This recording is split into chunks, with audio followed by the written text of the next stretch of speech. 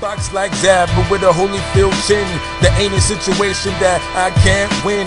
Only hot shit coming out my pen. Niggas like that nerd rap, I noticed the trend. Simping on records, man, that ain't hood. But when I point it out, man, today we gonna get into the aftermath and just the post-fight recap of the somewhat thrilling Andre Berto, Robert the Ghost Guerrero fight that happened this past weekend.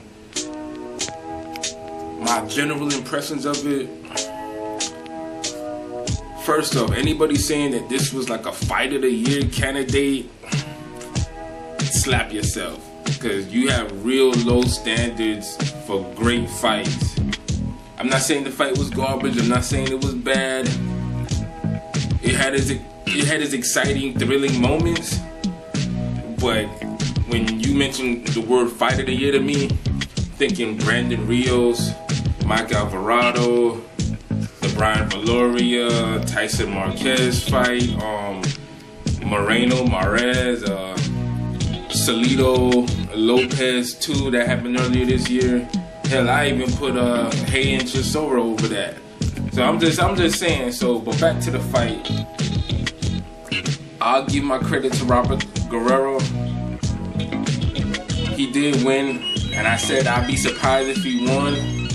And I'm a little surprised, but only as far as how he was able to take those damn monstrous uppercuts from Berto. But other than that, he fought a dirty ass fight, and it was just a real ugly style, rough and tumble type of fight. And that's why I can't call it a fight of the year or a great fight, because a great fight has a good ebb and flow of action. There's exciting moments coming from both fighters. You don't really get those lulls, and you don't have all the fouls and just flagrant, just it's a bunch of bullshit. And first of all, I'd like to say a fuck you to that ref. That ref was fucking horrible.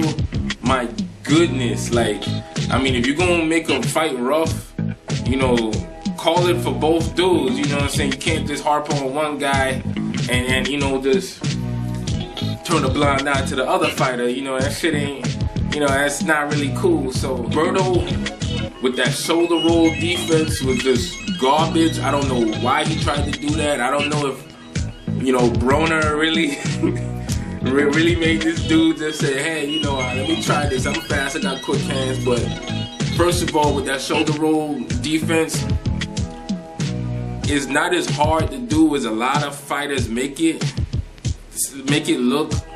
The reason being because it can come natural if you have the correct stance and basic fundamentals of that fighting style down. And Berto doesn't.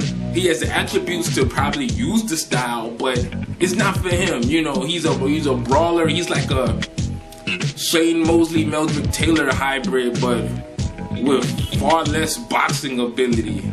And first of all, with that shoulder roll defense, your shoulder is supposed to basically point at the opponent. Berto's shit was just all over here. It's wide open. And when the shoulder is pointing at your opponent, it's easier to slip and deflect and turn the punches and counter, move. You see everything. But if you're standing with your stance all out in the open and you just got your elbow right here, you're not concealing yourself.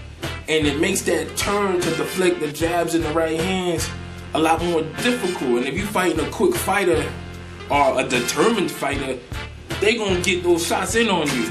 But back to Berto. When he got hit with that first good shot from Guerrero, it was probably one of the fastest switches to plan B there ever was in boxing history. But the thing is, Berto had no plan B. His plan B was just going back to fight how he normally fights. And it leaves a lot to be desired. Guerrero, he stood in there, he stood his ground, fought an ugly ass, dirty fight. He tried to just slow down the pace, and Berto allowed him to.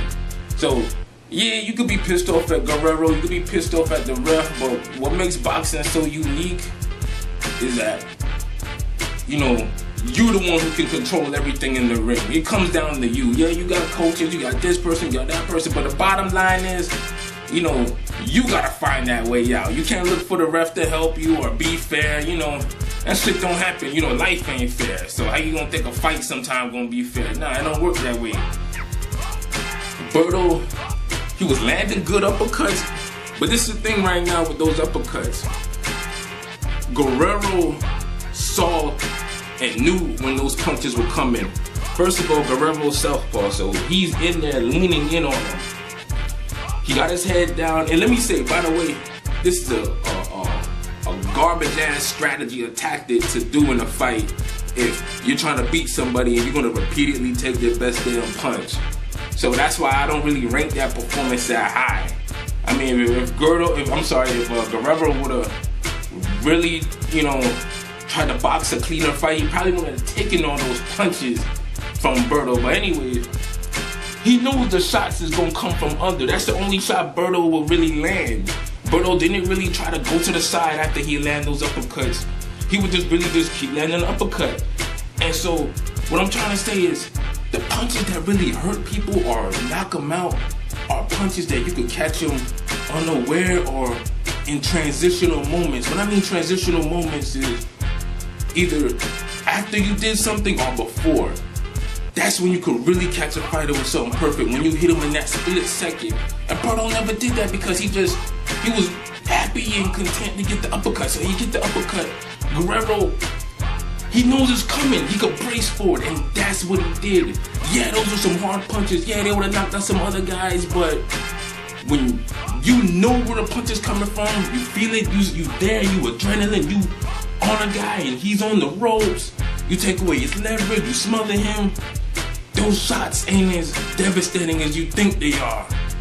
And that's the thing. Berto never caught Guerrero with something that he couldn't see. Although I saw he buzzed him a couple times, but nothing serious.